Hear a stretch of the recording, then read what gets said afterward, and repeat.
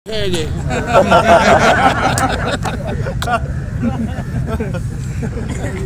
पीर दी कोठी 5 मंजिला मुरीद दा कुला कखां दा ईमान बचा के नस बेलिया ए यूरपी टोला ठगां दा।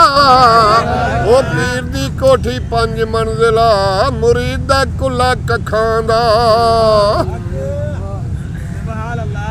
पीर हुंदा सी गौस पाक विच जंगलां पीर बनाया है जो बन के आया यूरप वालों पराडो उत्ते आया है। 4 गुना नजराने लैंदा नहीं हक दा राह समझाया है।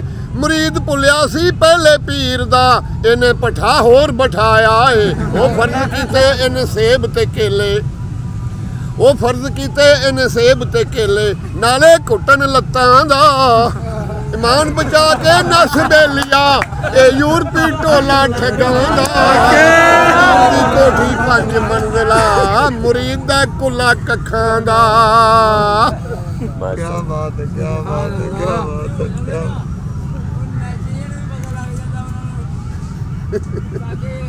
सानू लग लेना इन्ना ही बड़ा है। चलो मुरीद जे आवे थिंदी सामी कच्छ विच ले ले बैंदा है। की हाल है बाल बचे दा तेरा खबर ए सारी लैंदा है। माड़ा मुरीद होवे जे वेला उसनू ए गल कहंदा है तैनू महफल दे अदाब कोई नहीं 10 झिड़कां उसनू देंदा है। ओ माड़े मुरीद नू पता नहीं लगदा ए दूर क्यों मैथों रहिंदा है। ओ चलिया तेरी जेब खाली है तां पिया तैनू पैंदा है। तू पिया समझे रहबर इसनू ए इलाज नहीं तेरे फटां दा। ईमान बचा के नस बेलिया ए यूरपी टोला ठगां दा। पीर दी कोठी 5 मंजिला मुरीद दा कुला कखां दा। ओ 10वां हिस्सा कमाई दे विचों मुरीद ते होया लागू ए। ए जस पीर दा इनकम टैक्स ओ पीर चंगेज हलाकू ए। ओ 10वां हिस्सा कमाई दे विचों मुरीद ते होया लागू ए। ए जिस पीर दा इनकम टैक्स ओ पीर चंगेज हलाकू ए।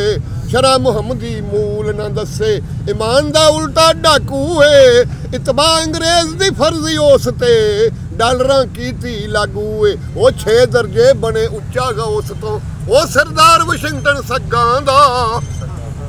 उन्हां आख्या सी ना ओ 6 दर्जे बना उच्चा गा उस तो ओ सरदार वाशिंगटन सग्गां दा। ईमान बचा के नस बेलिया ए यूरपी टोला ठगां दा। ओ पीर दी कोठी 5 मंजिला मुरीद दा कुला कखां दा।